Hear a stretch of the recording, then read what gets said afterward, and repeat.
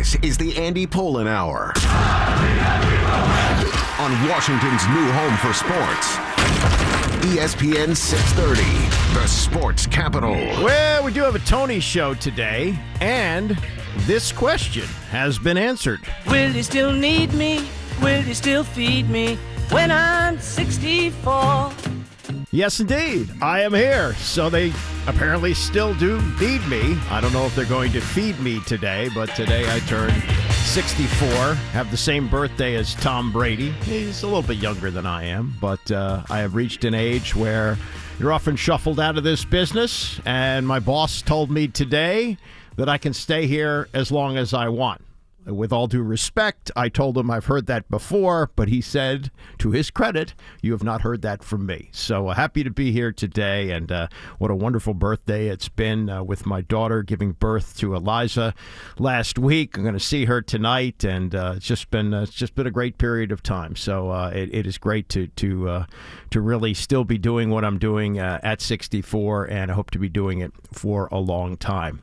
We're going to get into the Soto trade. Some very interesting reaction, I thought, from Mike Rizzo. We're going to play a bunch of his comments coming up. Also, the Dolphins story gives you a roadmap on Dan Snyder. We're still waiting for Mary Jo White, the judge, to issue a ruling on that, but she has issued the ruling on what happened with the Dolphins and tampering, and it just shows you almost no matter what you do in the NFL, it doesn't matter. They found a toxic work culture for the Commanders, and Dan Snyder got a $10 million fine. Or he didn't even get it. The team got it, and he wasn't even really suspended. Stephen Ross, the owner of the Dolphins, is suspended, but it ain't much of a suspension. So we'll get to that, all that. But the news is the death of Vin Scully. And Vin Scully is, well, you can debate whether he's the greatest ever to broadcast baseball. You really wouldn't be able to put up much of an argument against it, I don't think, but that again is a subjective thing. What's not subjective is he broadcast Dodger games longer than I have been alive, and I've been alive a long time, old enough to be a grandfather. And Vin Scully did Dodger games for 67 years. 67 years, which is absolutely remarkable in a business where they run people in and out. Sure, there have been longtime broadcasters for teams, and look, Charlie Slows is in his 18th season doing the Nationals, and that in the world of broadcasting is a long, long time. But Scully was just warming up with the Dodgers at that point, and to have lived the life that he lived and passing away last night at the age of 94, just so many memories of how great he was and what he meant to so many people. It's hard to sum it up. I could go probably for 3 hours on Vin Scully, but I did want to get to some of his great work over the years and some of the things that are so memorable about what he did. He grew up in New York, and his father actually died when he was 7 years old. You think about baseball being handed down from fathers to sons. He pretty much had to learn the game on his own with a single mom, and his first love of broadcasting was actually listening to college football. His family moved to Brooklyn, and they had one of those big stand-up radios back in the day. Remember, television doesn't come in until the late 1940s when he's already getting his broadcasting career off the ground. As a young child, he would like to lie on the floor underneath the radio and listen to the college football broadcasts and imagine doing them, even at that age. He went to Fordham, and he played baseball there for a couple of years, but was obviously interested in doing broadcasting right from the beginning and did some games here and there and got some professional opportunities. And actually his first job out of college, and this would be incredible now, and it was probably even more incredible then, but right out of college, he got a job with WTOP, which was one of the premier stations in the country, still is, and did worked there for a couple of years as the fill-in guy. He would, whoever's on vacation, he would fill in, including Arch McDonald, who was doing the Senators game. So he got an opportunity in his early 20s to do Major League Baseball with the Washington Senators, and he said that he had a place in Georgetown. Yeah, a lot of things fell into place for him, but he was that good, and he found someone who needed somebody to stay in a house in Georgetown for a while, so he lived there, and he worked at WTOP, but I think he was just 23 years old. He got the opportunity to go back to Brooklyn, where he was from, and work on the Dodger broadcasts. And that's when they had Red Barber, and I think maybe another, Connie Desmond may have been one of the other announcers. And they were the top guys, but he was like the guy in training. And he got opportunities when they were out to do games. And then after, I guess, a couple of years, Red Barber went to the Yankees. And so Scully moved up the chain. And then this is where things, people think of him as being part of Brooklyn too. But the bulk of his career was spent in Los Angeles. But still, when he came up, he became friends with Jackie Robinson. He broadcast the Brooklyn Dodgers winning the World Series in 1955. He broadcast the shot heard round the world. He was a backup, and it may have even been on television, which was not the place you wanted to be in those days, but he got an opportunity to do that. He did the Don Larson perfect game. I mean, everywhere that baseball had something big, Scully was there to broadcast it. And he goes to Los Angeles with the team after the 1957 season. And here's where timing is so important. They needed somebody to help to usher in baseball into Los Angeles. And the timing of the games works out perfectly because when the Dodgers are playing like on the East Coast, against the Mets or even in central time zones against the Cubs or the Cardinals, that's afternoon drive in Los Angeles. And if you've ever been on the freeways in Los Angeles, an afternoon drive, it's bumper to bumper. And one way to pass the time, there are no smartphones then, is to listen to Vin Scully on the radio. And the place where they first played was the Los Angeles Coliseum. They didn't build Dodger Stadium until 1962.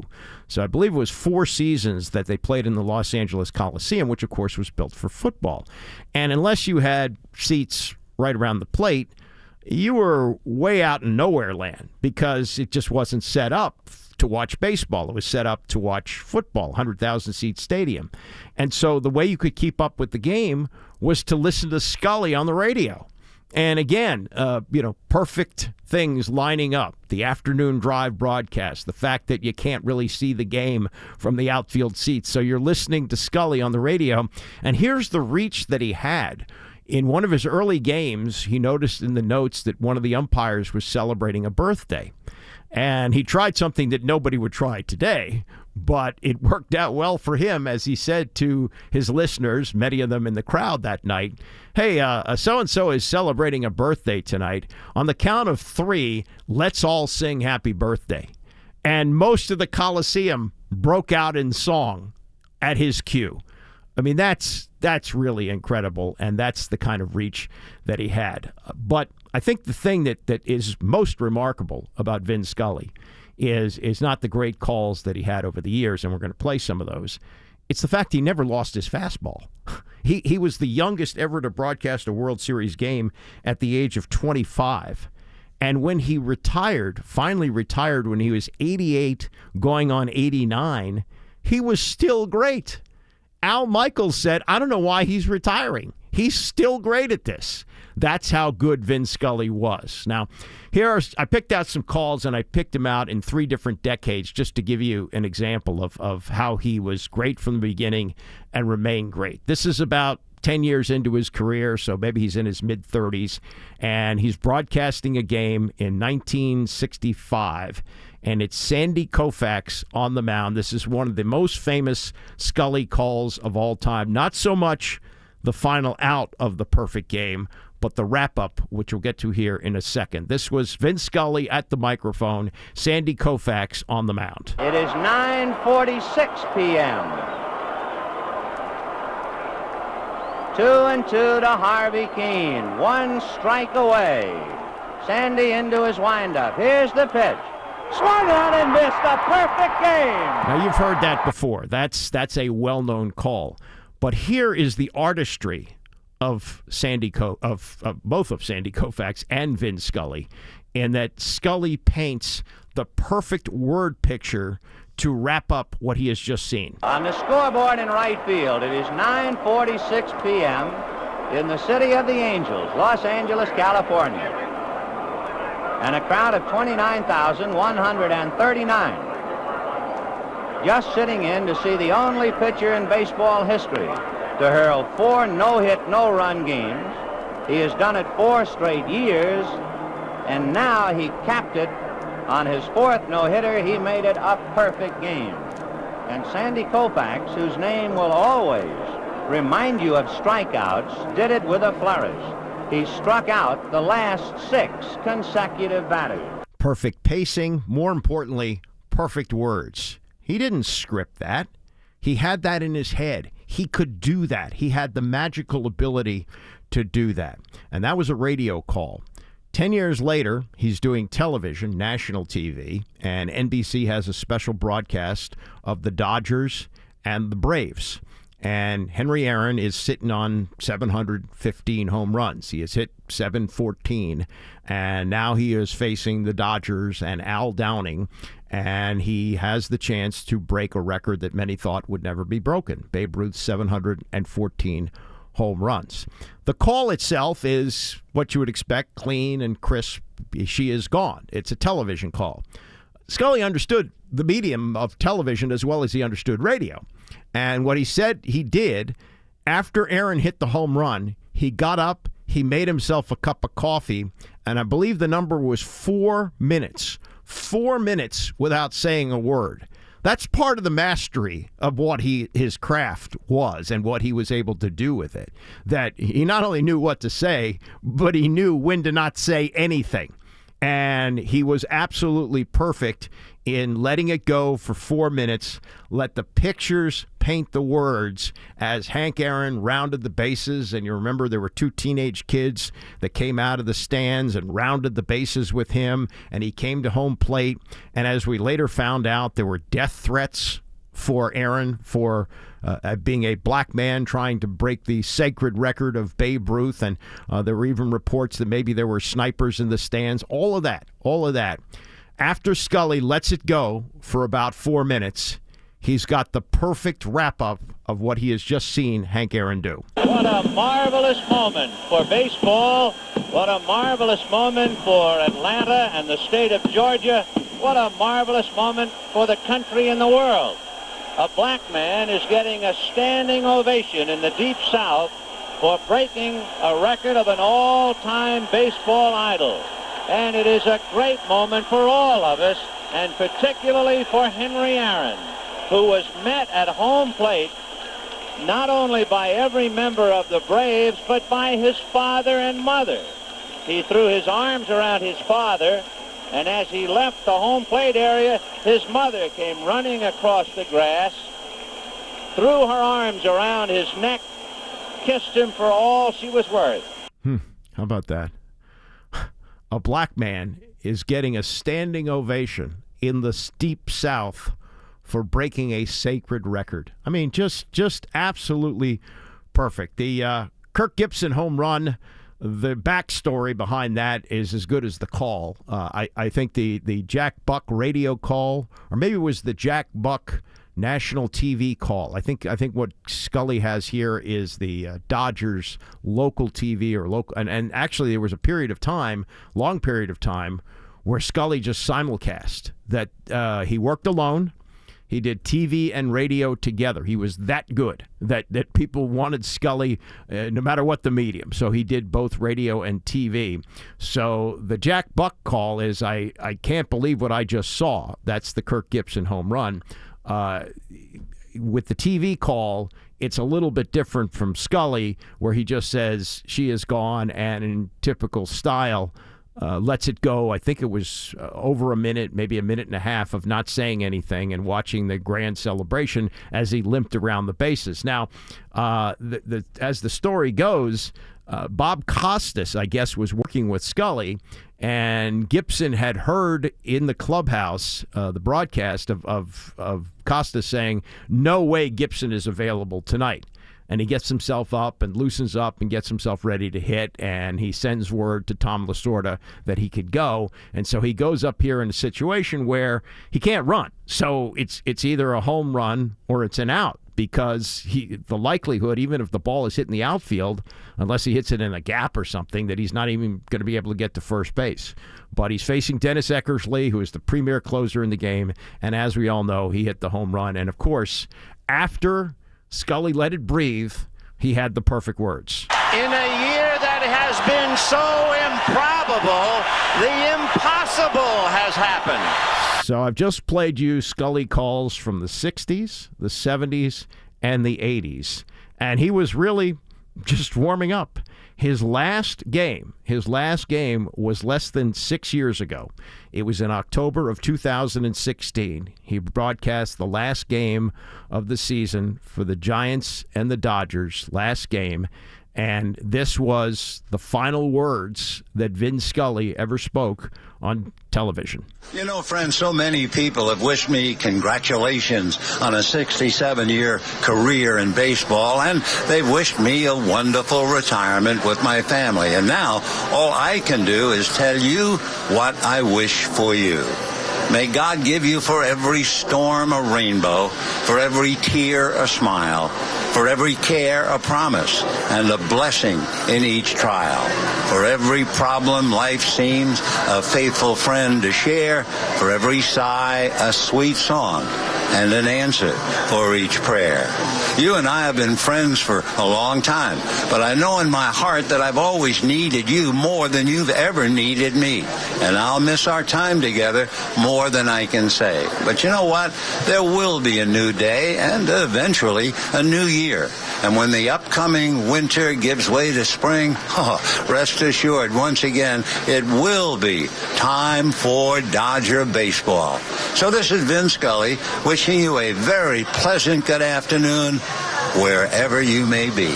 88 going on 89, 67 years on the air, and he left you wanting more.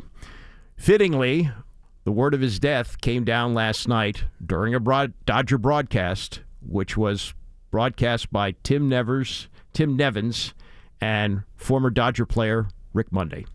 We have some bad news to pass along.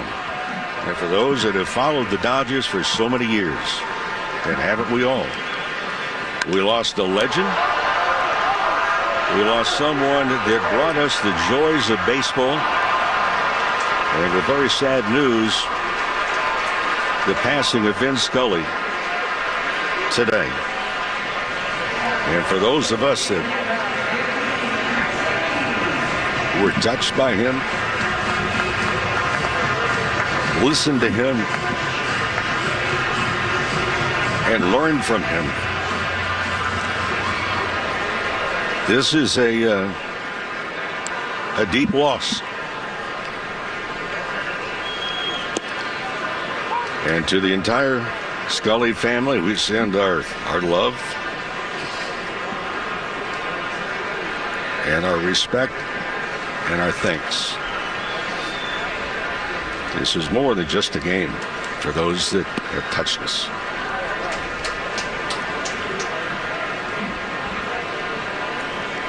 "67 years he was the voice of the Dodgers, but that's just a number. He is, was, and always will be the voice of the Dodgers."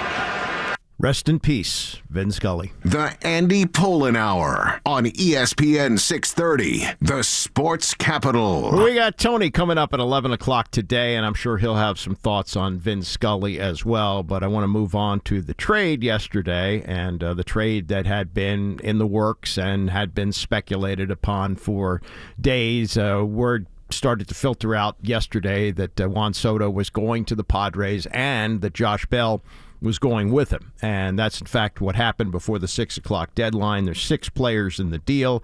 5 of them are under the age of 23. One of them is only 18, Jarlin Susana, who is a 6'6", flamethrower, throws it over 102 miles an hour. So we'll see.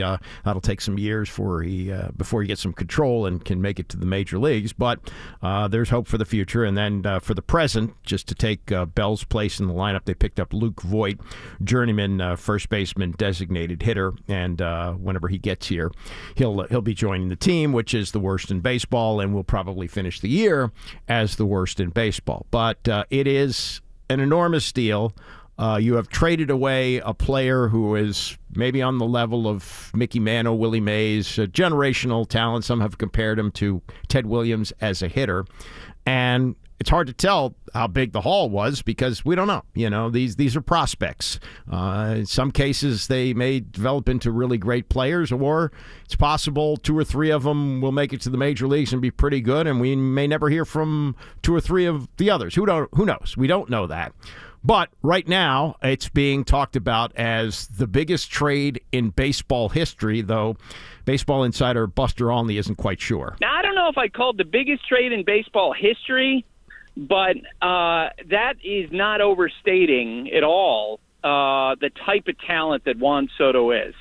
You know, in doing my own hyperbole, I mentioned this is like making a trade for Willie Mays in 1955, early in his career, Henry Aaron in 1958, Mike Trout in 2014. That's how good Soto is. And if you look at the history of those deals, the team that acquires the superstar talent, they always do well. And that's why you got to love it that the Padres basically handed their list of prospects to the Nationals and said, hey, take whoever you want. Yeah, that's what history shows. But things are different now with the way the salaries work. I mean, he did turn down $440 million, the biggest amount of money ever offered in sports history, or certainly in baseball history. He turned that down. So, you know, you have to look at that too. It's more complicated than it would have been in trading Mickey Mantle or Willie Mays. In fact, there was even, if you look back in the stories, there's even a story that Joe DiMaggio was close to being dealt for Ted Williams because of the configurations of the stadiums, that they thought that Ted Williams, left-handed hitter with the short porch in Yankee Stadium, would succeed. Didn't happen. But, you know, who knows? That might have been thought of as the biggest trade in baseball history if it happened. It didn't happen. Tim Kurkjian is probably the best baseball historian that we have. This is Kurkjian's take on the trade, and he sees it a little bit differently than Buster. I think this is the biggest trade in Major League history. And when you talk about transactions in history, it's right there also. This guy is 23 years old. He is the best hitter in the game. He has an amazing track record already, and the future is limitless. And now the Padres, once Tatis Jr. comes back, can go Tatis Jr., Soto, and Machado, 1, 2, and 3 in the order. And they just picked up the best closer in the game in Josh Hader. This is all because A.J. Preller, their general manager, is a lunatic. And I mean this, I mean this in the nicest way. Yeah. He is absolutely brilliant. He is wildly competitive. He never sleeps. And he said, we can win the World Series if we make this trade. How about this, too? If they are not satisfied with how things fit with Soto, you got 2 years to flip them, you know, and that's the way you have to look at it, because most who have looked at this trade are saying it's very unlikely that Juan Soto will re-sign with San Diego when he becomes a free agent after the 2024 season. So if he's not capable of delivering 3 straight World Series, you know, maybe you flip him and you keep on trying, and that's the way the game has to be played now. I'll get to what my friend Tom Lavero wrote about how things operate with Scott Boras and why they have put themselves in this situation, and why, you know, this trade, while it's heartbreaking and all the things that the Nationals fans are going through, it's something that if you're dealing with Scott Boras, there was no choice. It was something that had to be done. Now, when I get to some of the reaction yesterday, first of all, Davey Martinez, who had been Soto's manager since he had come to the major leagues. They had a very close relationship. In fact, I believe Davey told Soto's father that when Juan was on the field, he was his son. That's how close they were. So given the opportunity yesterday afternoon after the deal was made, this was Davey on Soto. As we all know, that he was a big part of our success in 19, and those memories will never go away. We talked about him for a while.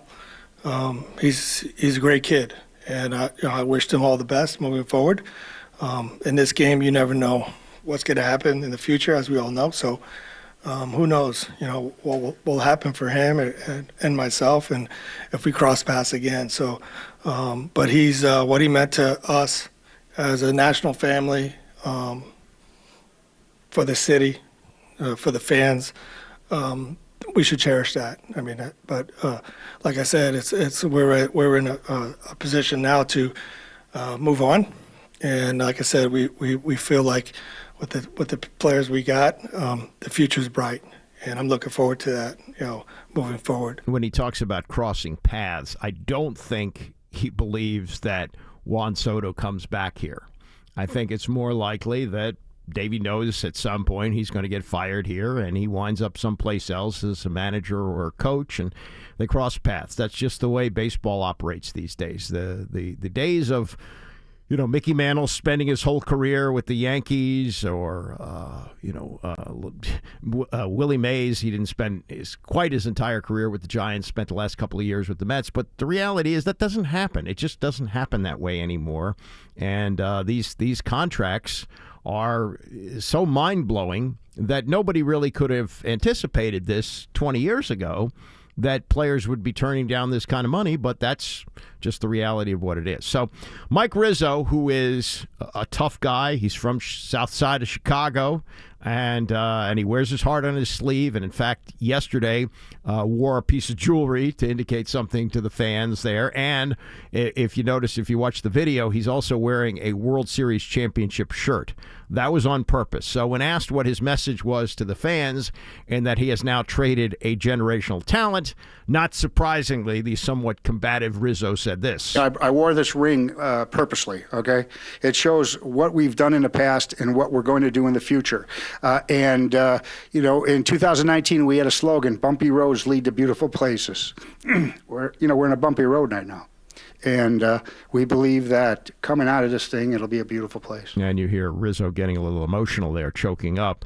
Back to the question, though, of trading a generational talent. Again, you get the combative Rizzo. Yeah, I was the guy who signed him, too. And I'll remember Juan as the guy who was with me when I won my first World Series as a general manager. Now I'm looking to do my next one. So he is a generational player. He's a wonderful person, and a true gentleman of the game. What can you say about Juan Soto that hasn't already been said? He was the MVP of the playoffs in 2019 as a 20-year-old. He came into the league as a 19-year-old, and when he left today with tears in our eyes, he thanked me for it. And again, getting emotional there at the end. Now, this is the price. Now, you look at these players, you look at the names, unless you are a real baseball geek, you're probably not familiar with most of them. C.J. Abrams, 21-year-old shortstop. Mackenzie Gore, 23-year-old left-handed pitcher. Robert Hassel III, a 20-year-old outfielder. Jarlin Susana, the 18-year-old pitcher. James Wood, who's actually from Maryland, 19 years old. Played in Class A this season. So, he's a long way from the major leagues. And Luke Voigt, who's, they needed some players, so he's going to fill the place of Bell at first base. So if you're not really into this stuff, you say, look at that. A generational talent gets away for what? A bag of prospects. This is Rizzo. Again, Rizzo's track record on trades and signing players, including Juan Soto, pretty good. And he's not going to tell you anything different than this after he's made this trade, but he's telling you they got their price. It was a deal that we had to get the right deal, or we weren't going to do the deal. We set the bar very, very high, and one team exceeded it, and that's the deal we made. And props to the San Diego Padres. They're not afraid. And ownership's not afraid, and A.J. Preller's not afraid, and they were aggressive, and we made a deal that you call historical. I call it a good deal for both the San Diego Padres and the Washington Nationals at this time in both our franchises' history. And that echoes what both Buster Olney and Tim Kirchin said. This is a guy that prospects be damned. That if you can get this guy, you give up whatever the other team wants. And the Padres were willing to do that. And you got a general manager who Tim referred to lovingly as crazy. And we'll see how that works out for them. This addresses the question of whether or not Mike Rizzo was ordered to make this deal. There's been a lot of talk with the Lerners selling the franchise. Did this have to happen before they sold it? Could they have left this up to new ownership, whether to, again, try and re-sign Juan Soto or trade him away? Rizzo says this was a baseball deal that he had the latitude to make. We did feel that we were not going to be able to extend him, and we felt that at this time, with 2.5 years remaining, 3 playoffs runs available with Juan Soto, he would never be at more value than he is today, and that's what we predicated on. There was no edict to trade him or not to trade him. It was business as usual. Ownership gave me the latitude to make a good baseball deal if I felt it was a franchise altering deal, and it turned out that we got one to our liking, and it worked. And again, kudos to the other side for making it work. Last point, and you've seen people write columns about this.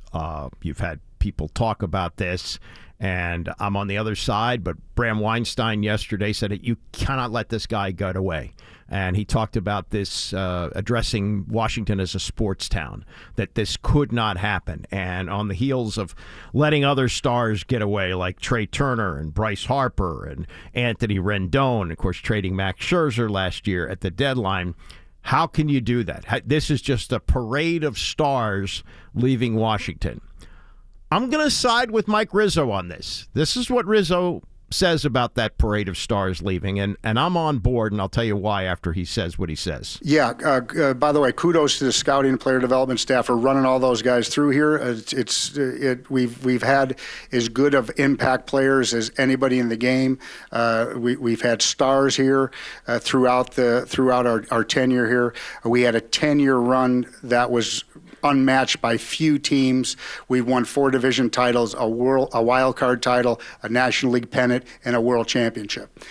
You can count on your one hand the teams that can match that success story in the last 10 years, and we're equipped and capable and able to reboot it like we did before, and have a run of 10 years of success. We're further along than we were in 2009 when I took over after 200 lost seasons, and we're excited for the next challenge to build our next championship caliber club. You can call me a homer if you want, but I'm in 100% agreement. You talk to longtime Red Sox fans who went 86 years without a World Series. Now, they had some success. They went to World Series, but they lost. And, they waited and waited and waited and didn't get one. And we've only had a baseball team back here for 18 years. And for more than half of the 18 years they were here, or have been here, they were good and contending. And they won a World Series. Talk to Chicago Cubs fans who live there, or have relatives who lived their entire lives without a World Series. 108 years. So, yeah, this is the cost. It goes this way. And you hope that the haul of prospects that they got work out. And in 3 or 4 years, this team is in a position to contend. Whoever owns the team is willing to spend some money. You add a free agent here, a free agent there. You make a couple of good trades, and you're back as a contending team. But they had to do this. This had to happen. I'm going to get to what Tom Boswell wrote about that in just a second. But as for how could they have not found a way to re-sign Juan Soto, this is what Tom Libero writes in his column today in the Washington Times. He says, there are no heroes or villains here, unless you want to count the agent for every one of those players who came and went, Scott Boras. Okay, one big villain. But while the owners of the Nationals, the Lerner family, have often lacked vision when it comes to running their team, the reality is none of these players were going to sign contracts to play here, not under Scott Boris's direction.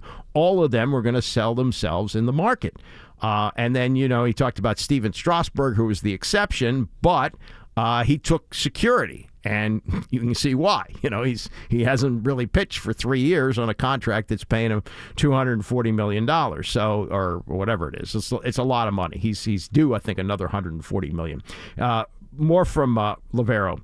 Let's stop with the phony claims of wanting to stay in Washington and charges of miscommunication and all the other vomit-inducing fairy tales. Stop pretending like the contract is some whole or other being that they have no control over. If Juan Soto wanted to stay in Washington, he would still be a National. Instead, he was, quote, intrigued at the idea of free agency. Short of not doing business with Boris, I'm not sure there is any way to stop the exodus. Now, he does talk about the Braves, and they've managed to keep their stars with long-term deals. They just signed Austin Riley to a 10-year, $212 million contract. 2019, Ronald Acuna, 8 years, $100 million.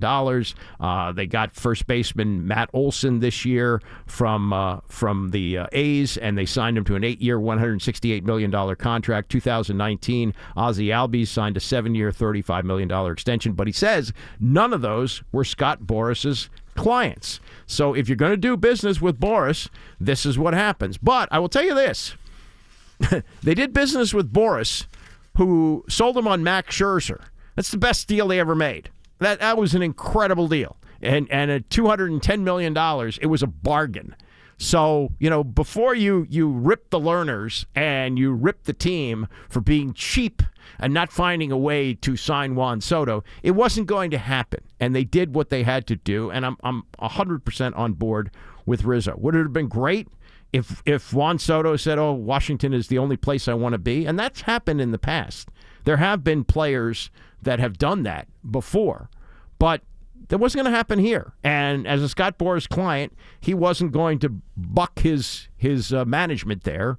Or whatever it is. I guess Boras would technically be a client since he works for Soto, but he wasn't going to go in another direction. He was going to hit free agency, and this is what they had to do. Now, this was so big that it brought Tom Boswell out of retirement. Boswell retired over a year ago, came back with a column today, and made a couple of points about how things changed so quickly.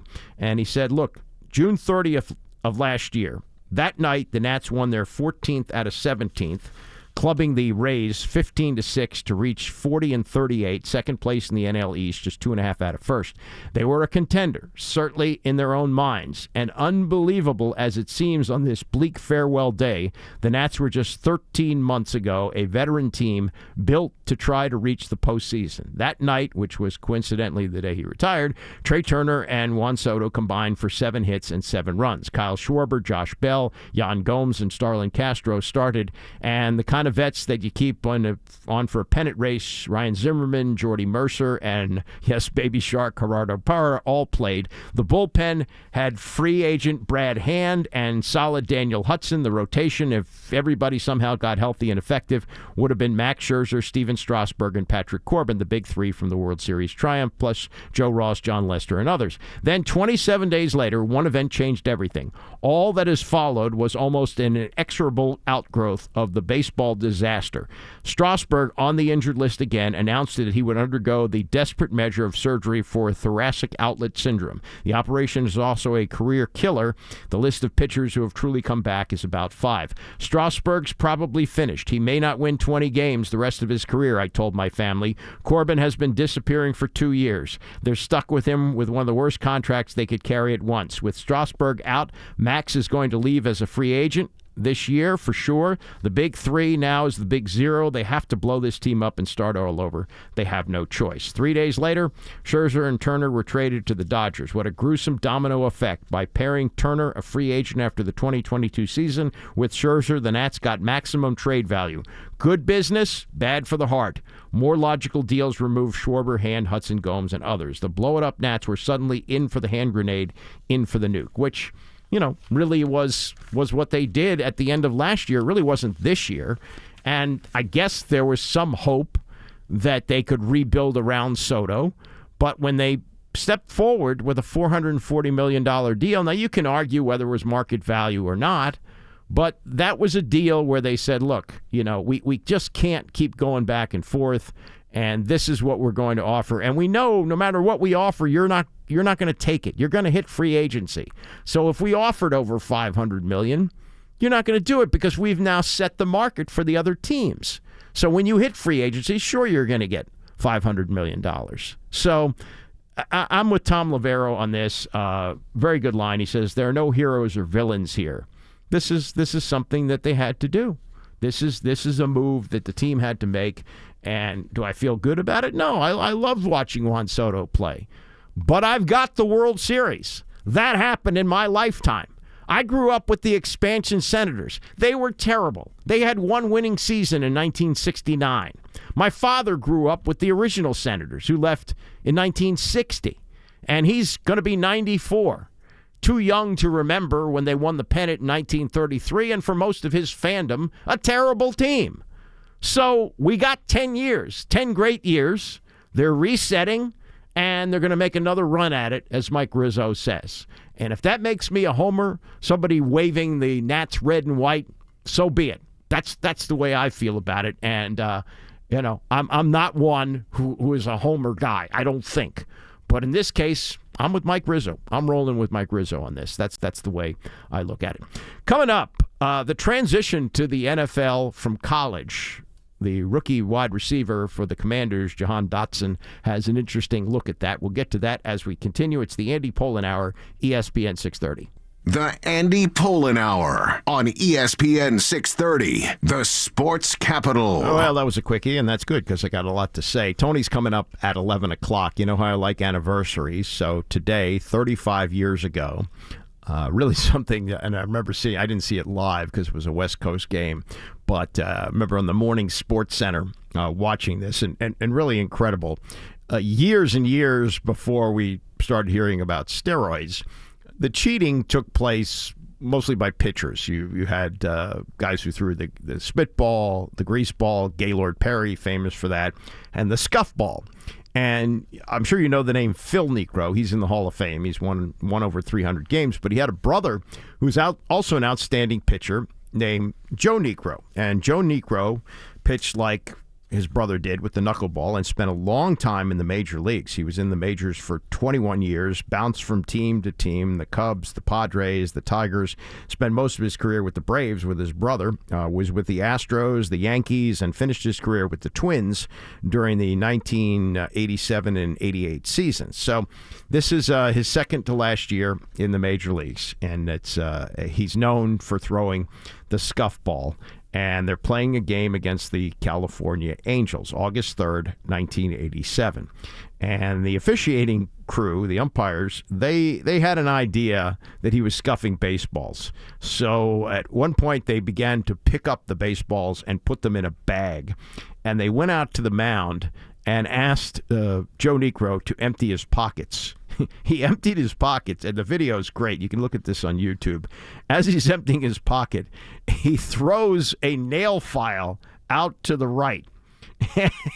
And then they found a piece of sandpaper as well flying out of his pocket. Steve Palermo, and this is great, Palermo's standing right there, and he looks down at the ground at those two objects.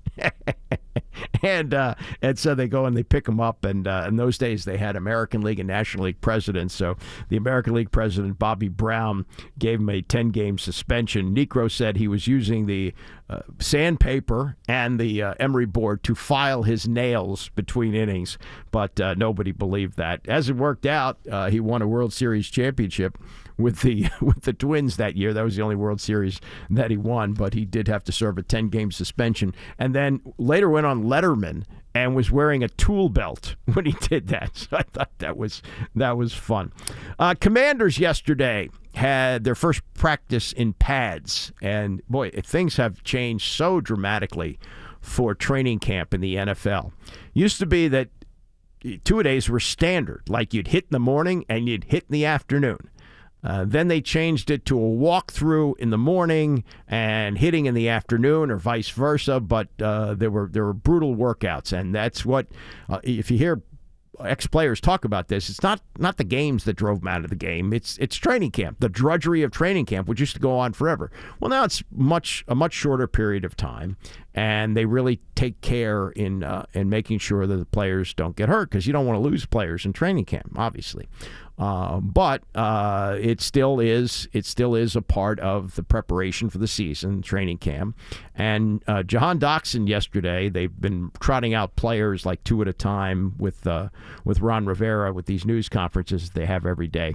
And it was Dotson's turn yesterday, and I thought this was an interesting answer to the question, what's the biggest transition from college to the pros? I would probably say the meetings. We have a lot of meetings in the NFL. It's kind of opposite from college, where as to college we have longer practices, shorter meetings. But here we have shorter practices, way longer meetings. So just getting adjusted to being in the meeting room all day and really honing in on studying the playbook. Yeah, and that's the mental part of the game, which is often the difference between succeeding in the NFL and not, because they're all physically talented. That's why they're drafted. But making it in the NFL is knowing what you're doing, and we see that with quarterbacks especially. And we've seen quarterbacks fail here because they haven't been as into the playbook as they need to be. But this guy, from all indications, Jahan Dotson, looks like it's going to be a home run. We'll see. A lot can change, and don't judge everything by training camp, but so far so good on Jahan Dotson. And if there is a Bram Weinstein show today, I'm a little uncertain because we have the Orioles game starting at 2 o'clock.